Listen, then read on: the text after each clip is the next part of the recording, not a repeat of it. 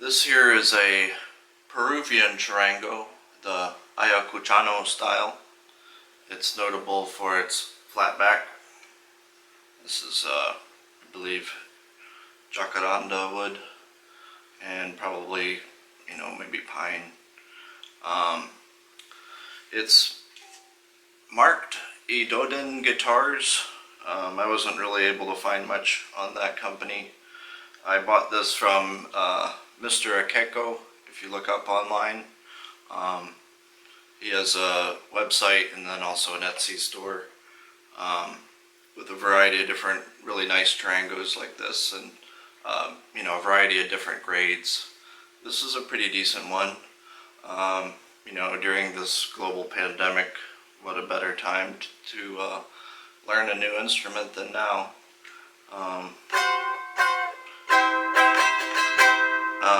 I've played the ukulele. That was actually the first stringed instrument I learned, and the charango is essentially basically very similar to ukulele, except with an extra pair of E strings at the end, so you can kind of modify ukulele technique to fit charango, but of course charango has its own playing tradition and playing style and so forth.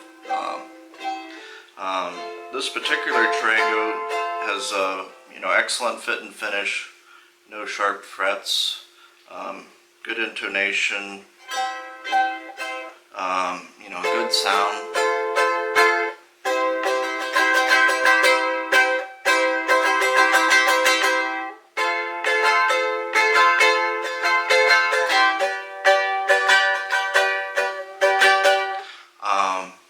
So all in all, yeah, I'm very happy with it. It's got a pretty cool wood figuring. Let me show a little closer up.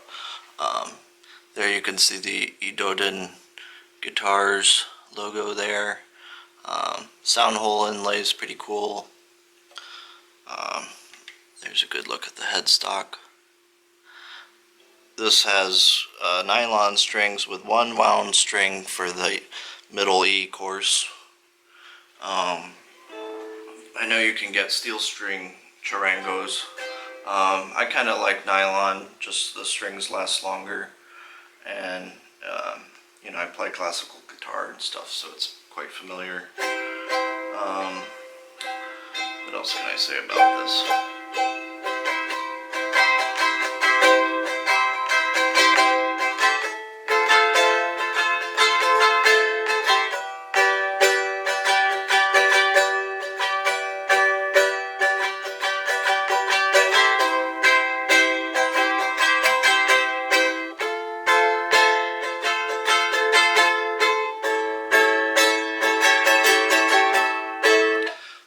But yeah, all in all, I like it quite a lot. I definitely recommend it. I also like this flatback style. I know it's not what people picture when they picture a charango typically, but this, like I said, this is the ayacuchano Peruvian style with a flatback, which has some advantages. One thing, I actually have another charango that I got a couple years ago for very cheap because it was broken. If you look at this one, this is a traditional, I'm not sure what the proper term for these with the roundback, but as you can see, there's top separation going on there, and it's very difficult to fix this with this roundback because you can't clamp it very easily.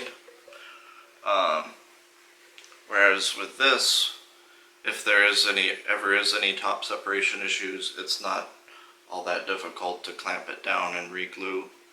So repair is a lot easier. And charangos, they do have, with these 10 strings, there's a lot of tension on the bridge there.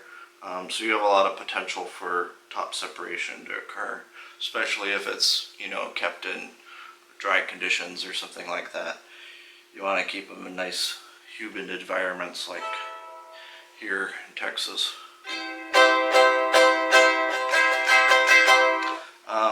Let me just sort of hold these side by side and kind of comparison. The Peruvian one, and this one was made in Peru. So you know, it's a legit, really nice charango. I am not really sure about the origins of this one. Like I said, I got this very cheaply since it was broken. So I can't really say much about it. It doesn't have any markings or anything. But you can kind of get a look at these side by side. Look at the backs. This one's, you know, a little bigger, has a bigger body. Has a fairly deep body, so it's got a nice, powerful sound. That's one thing with charango is, despite being a relatively small instrument, it's actually a pretty loud instrument with all these strings. You got 10 strings all going at once, kind of like a mandolin, where you know it's a lot louder than you might expect.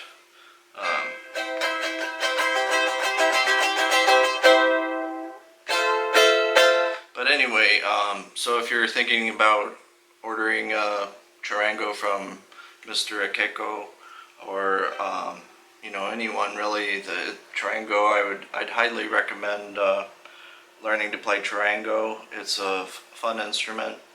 A lot of ukulele chords and stuff can transfer over, and you can adapt relatively easy. And then there's a lot of stuff dedicated purely to charango as well. There's a lot of great bands using charango. Probably my favorite is Inti Illimani. They're a great band that's been around for a long time, and they use charango quite a bit. So, hope you enjoyed this review of this